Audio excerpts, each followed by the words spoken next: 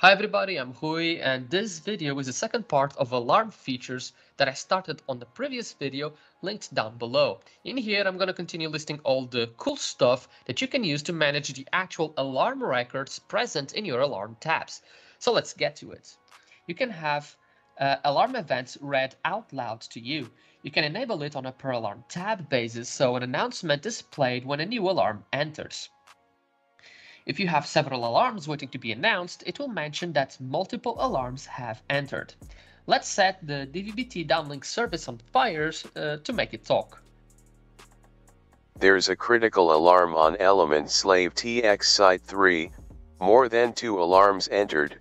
Please check your alarm console. You can freeze alarm tabs. When you do that, no new incoming records are displayed. This is useful, for example, when an alarm storm occurs.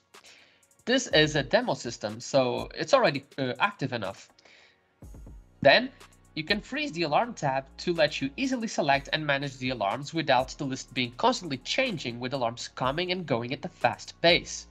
In the meantime, the incoming alarm records are stored in the background, patiently waiting for you to unfreeze the alarm tab so that they're finally displayed. There's a bunch going on with coloring. For example, when you toggle Show Alarm Duration Indicator, a progress bar in the alarm with the alarm severity color is added to the time field, and it will indicate the relative amount of time this alarm has been active in the system.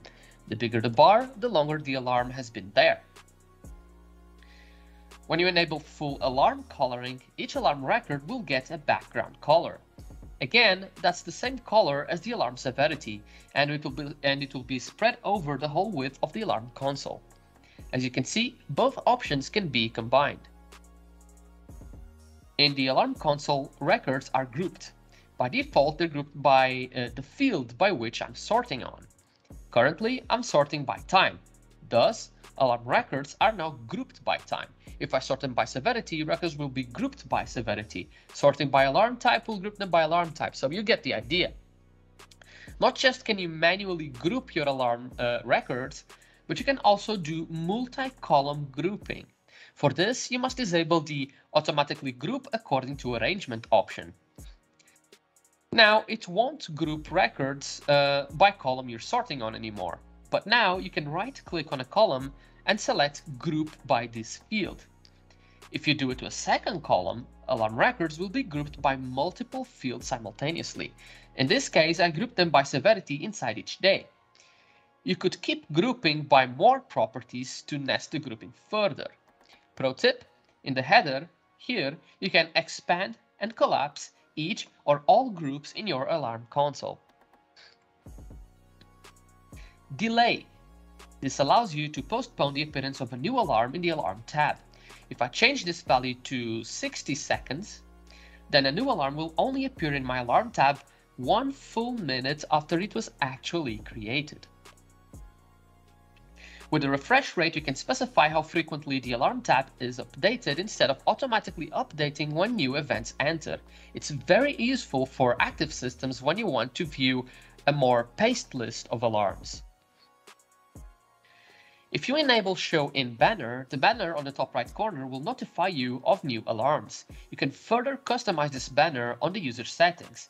This will let you compact the banner, which will show you only the number of alarms and the highest severity. Audible alerts let you configure a sound that will be played when new alarms enter. You can browse and choose any file complying to a wide range of sound extensions. I have one ready, so I'll select it.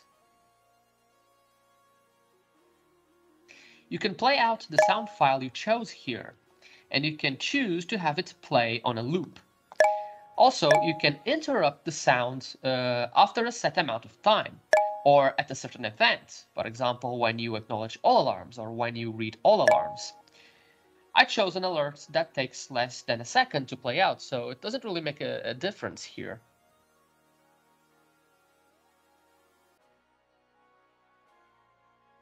Last but not least, you can make any of the alarm tabs the default tab. This is the tab that will be displayed when Cube is opened. Currently, this is the Active Alarms tab, but you can make it any other. A couple of things we touched on previous videos: the statistical view and the reports view change the alarm tab to the view in question. And again, you can display and hide a side panel. Okay, this was one hell of a feature list between this and the previous video. The alarm console is a very broad topic, and 5-minute videos can't even begin to make justice to it. So check out our operator course available on our Open Dojo community. I hope you enjoyed this video, and I will see you on the next one.